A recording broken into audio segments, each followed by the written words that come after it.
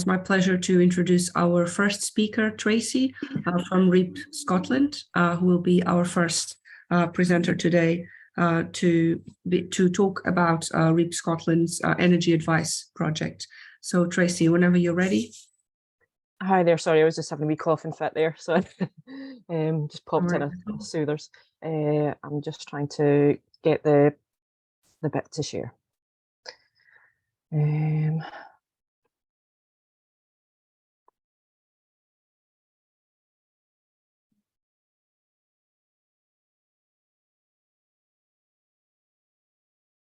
Sorry, it doesn't want to find the right bit to share.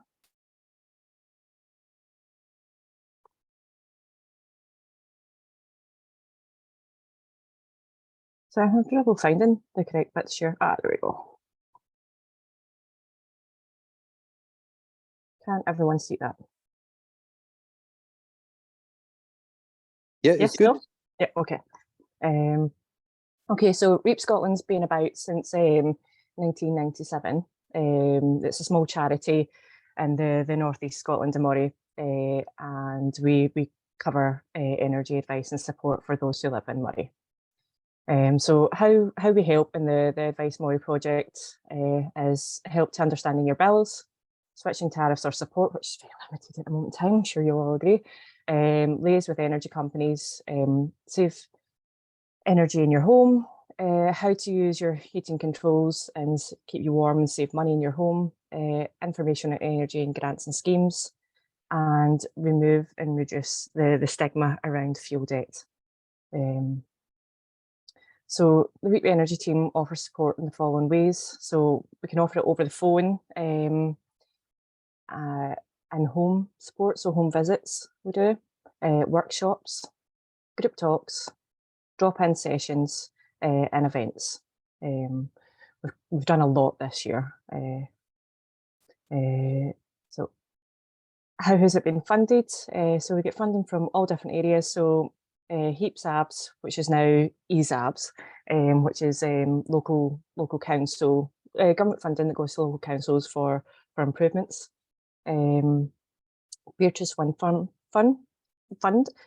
which is just one of the wind farms that are local to us. There's the Adams Family Foundation as well, which is also a local fund to Moray.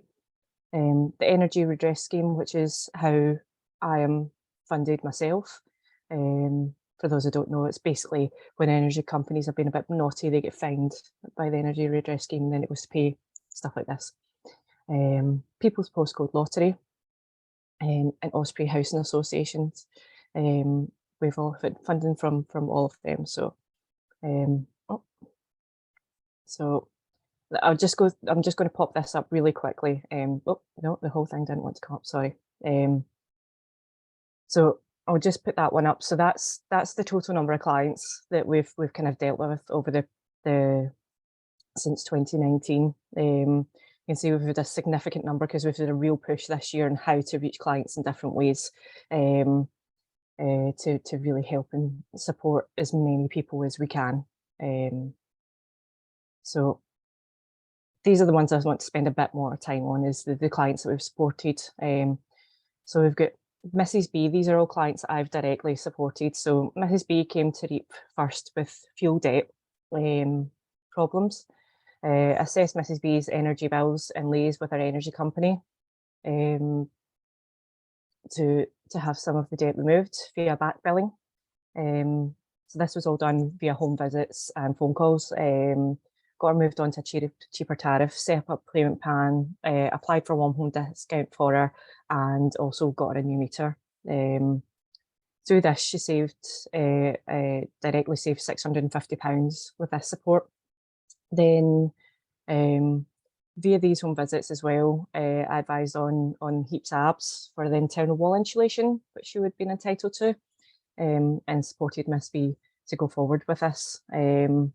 When I called back to see how she was getting on with that, I found out due to mental health problems, she had removed her storage heaters, so now had no central heating system whatsoever. And this meant that she would be entitled to the Warm Home Scotland scheme if she hadn't already got HEAPSABS. but because of the situation she was in, I wanted to go forward with it and see how we could push it. So I advised on the scheme, Warm Home Scotland scheme, which is a grant that allows energy saving measures to be done in the home for free or a very small contribution. So I helped her to apply for it. I was actually her third party on it for her with her in order to support her with it. And with further support from Home Energy Scotland, they went to the Scottish Government and got approval for Miss B to get Warm Home Scotland scheme, which wouldn't normally be available to her. So she then got an air source heat pump fitted. So that was a really good outcome for her. And then we have Mr. H. So Mr. H came to REAP with billing problems and potential debt. After looking over Mr. H's bills and contacting his energy company several times, I raised a complaint based on the continued wrong billing. He had massive bills that were coming in repeatedly, all with different information on it. After several more calls with the energy company and even more wrong bills, I assisted Mr. H to go forward and go through CAB Extra Help Team. The way I put it forward to him was, we're just a little tiny charity in Moray. The Extra Help Team have teeth, so they help us to really kind of dig in and get the energy company to take it serious. I still remained as third party for him with his energy company, so it was me that was directly speaking to the energy company. So a complaint manager was then put in place. They took it seriously. I dealt directly with the energy company and the complaints manager to finally get a resolution.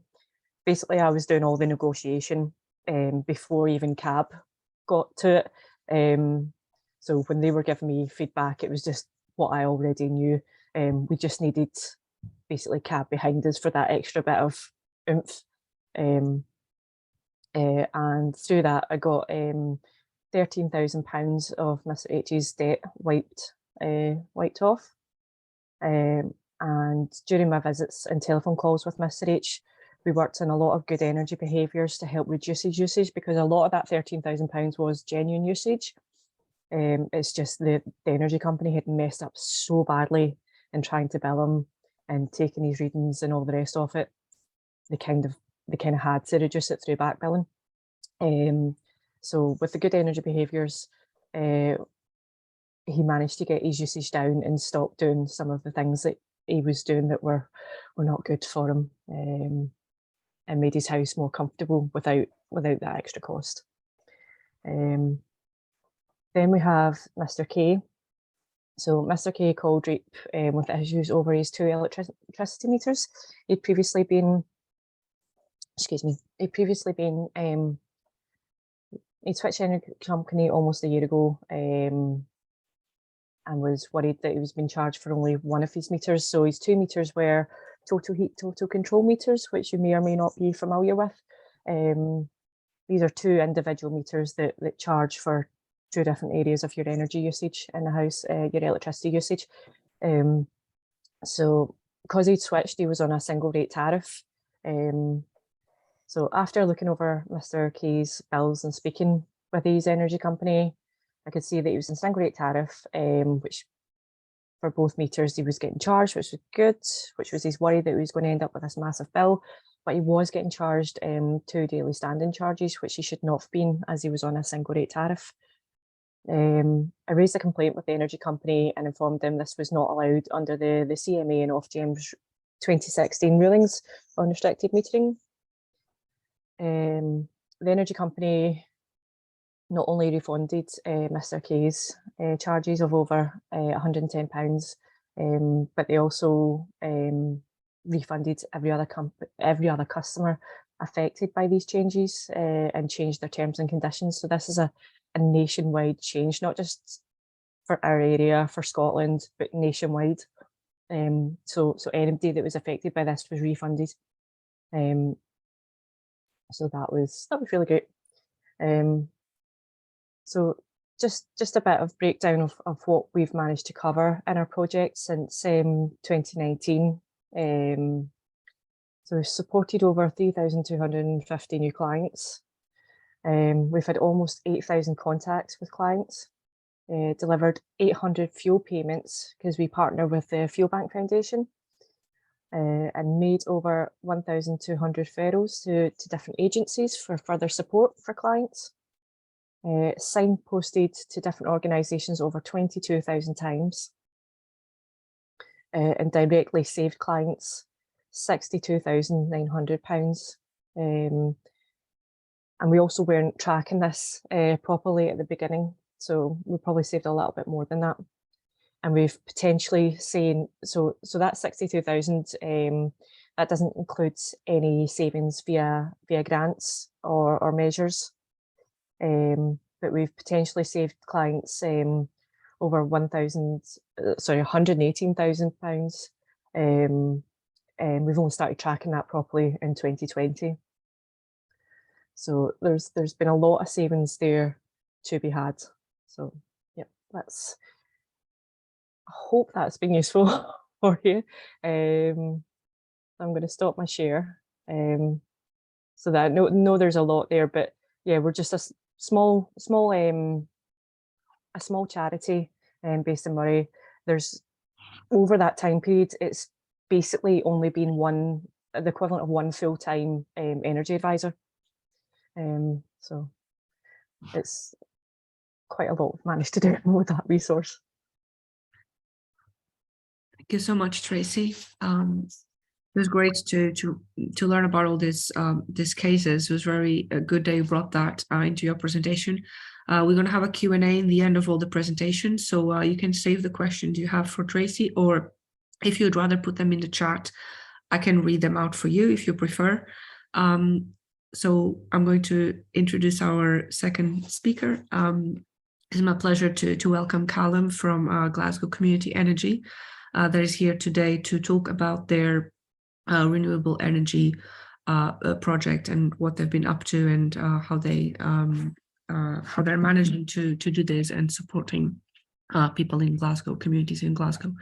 So Callum, the floor is yours. Thank you very much. That's great. Hello, everyone. Hope you're doing well.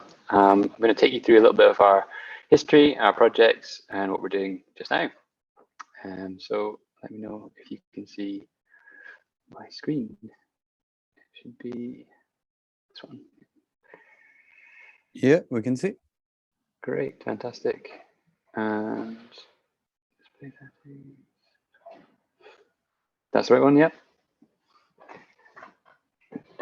Okay, so yeah, I want to take you through a little bit of our history about community energy, and talk to you through what we're really doing around energy poverty, around financing different types of projects in our community, and yeah, just a little bit on all of the things that we've been doing to date. So in general, our main focus is around three things. So firstly, we want to enable community energy projects. So what that means is we want to develop renewable energy in our city that's owned and operated by people in the community. So we do that under the structure of what's called a community benefit society.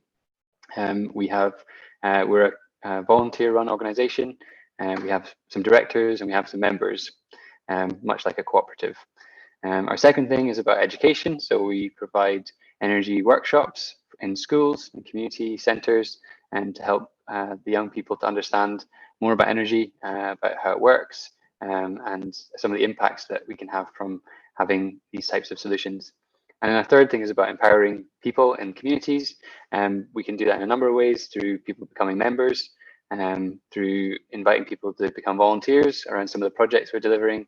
And also we're able to generate revenue from our generation projects, our energy projects, that can then go towards supporting communities to do their own projects as well. And I'll talk a bit more about some of the different organizations that we've been supporting through that. So kind of zooming out a little bit, our focus has been on what really began with thinking about the UN Sustainable Development Goals, particularly around number 7, which was looking at how can we provide ways for people to have clean, affordable energy. And that's typically focused towards parts of the world where there isn't energy access, but actually there's considerable need in our communities for enabling people to have, particularly around affordable energy, because we're having experiences of extremely high energy costs for consumers. When we started, we were looking at projects that focused on mapping Glasgow, basically figuring out what opportunity would there be in terms of installing solar panels on vacant and derelict land. So we went to some conferences, and we went and looked at some sites, particularly around the northeast of Glasgow, where there's a high prevalence of vacant and derelict land.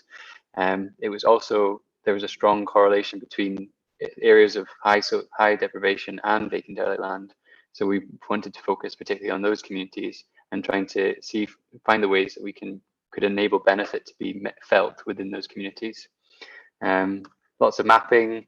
This was part of my time when I was studying at Strathclyde University. And then we also had, at the same time, an artist who's our chair called Ellie Harrison, who was looking at how we could use community energy as an alternative finance model for different community groups, which was somewhat around 2015 when that all started as well. So those kind of two diverse streams are where our kind of origins began of creating an idea for community energy. Our next thing was looking at what other projects are happening around the UK. So if you Google community energy in the UK, you'll come across lots of different things going on in different communities.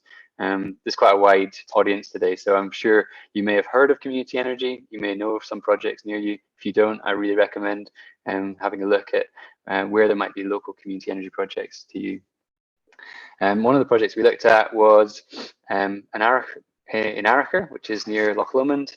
This was a community hydro scheme. And we wanted to just understand the model, how they were generating income. And the focus of this hydro scheme was to be able to pay for the community hall that was a short distance away from the hydro scheme. And so what they were doing is they were selling the electricity to the grid. That money was then being used to fund some of the roles and the upkeep of the hall.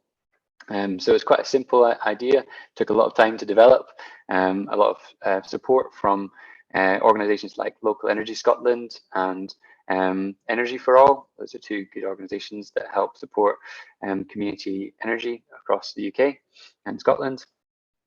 So we went to the opening of this hydro scheme. It's quite interesting learning about what they've done in terms of their model. The next one we looked at was one in Edinburgh, which is called the Edinburgh Solar Co-op. They developed, I think, 26 rooftop solar PV sites on a variety of different buildings around Edinburgh. And they'd raised money through doing what's called a community share offer, which is when people in the local area can purchase shares, and then the money that is generated from the energy can get put back into those members, and they can get interest on that.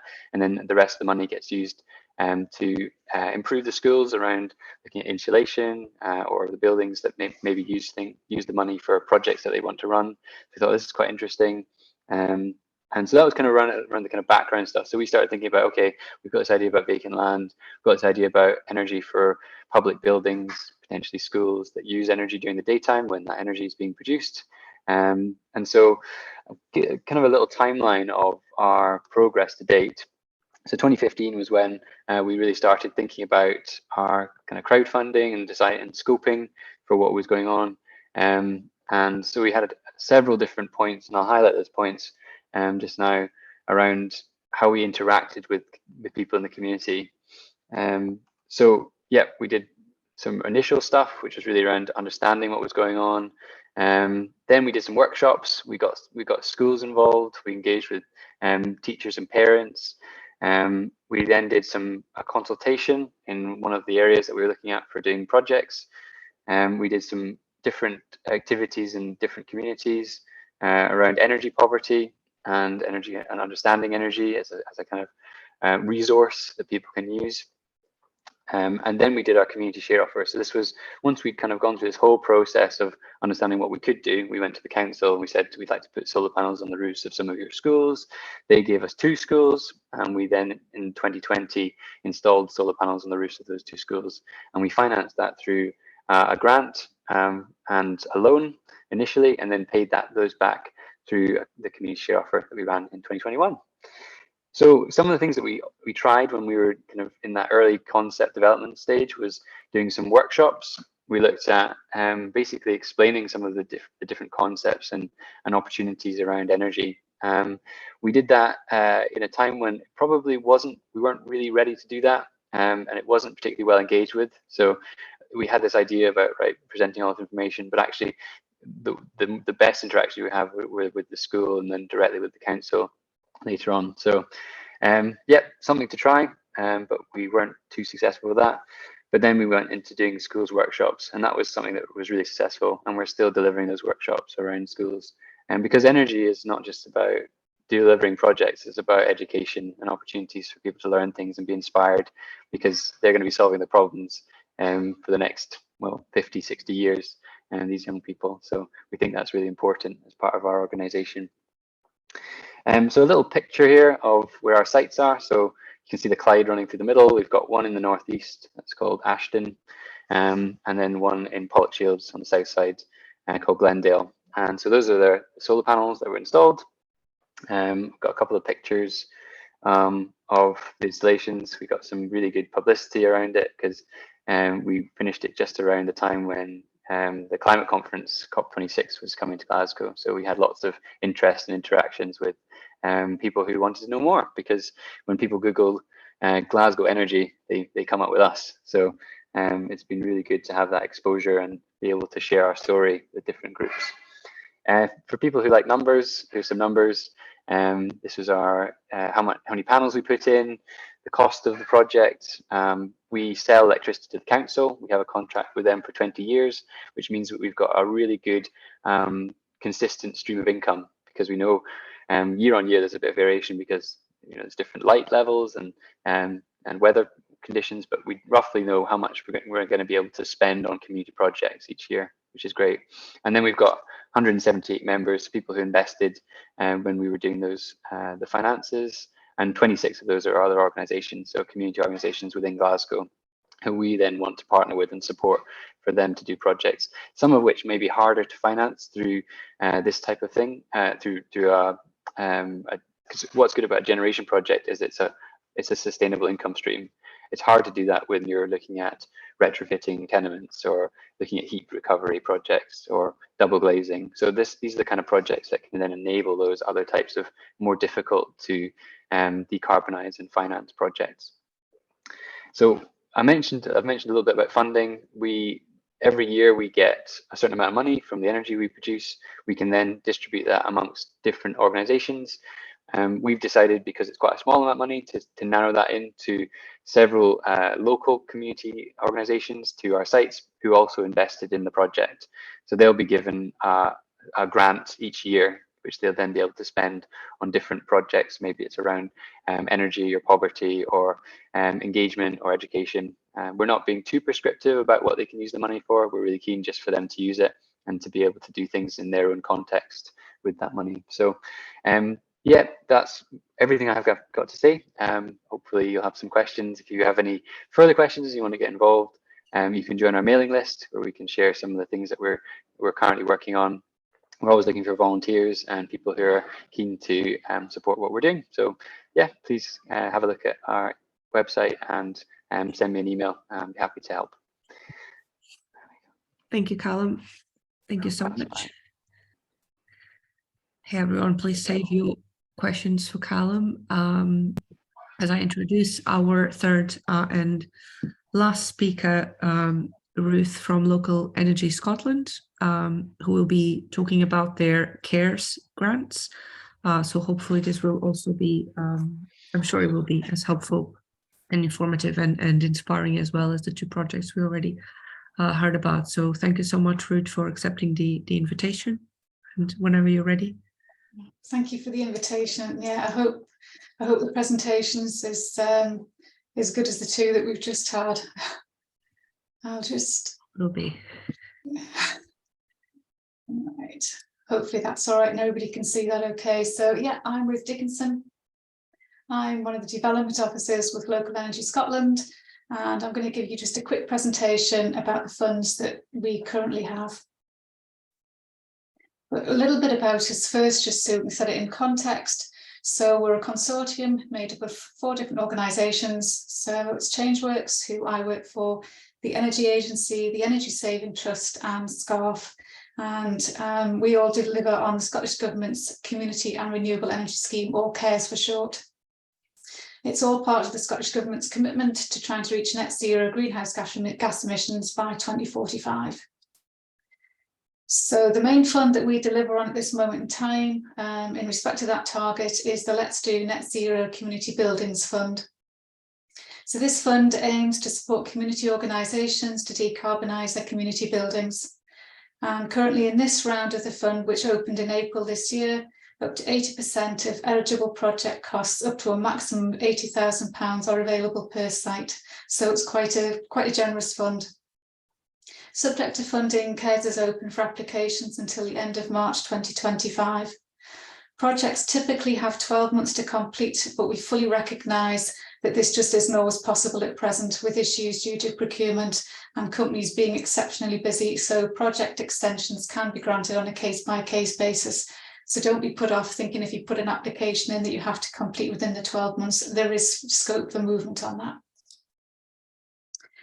Our website contains all the eligibility criteria, and the links to these are later on in the presentation. But in short, if you have a community building, a village hall, sports hall, community centre or faith building, and you are a constituted non-profit making community organisation, then there's pretty much guaranteed that you'll be eligible to apply. Unconstituted groups may also apply, but we'll just sort of do a little bit of extra due diligence checks on those organisations at the start.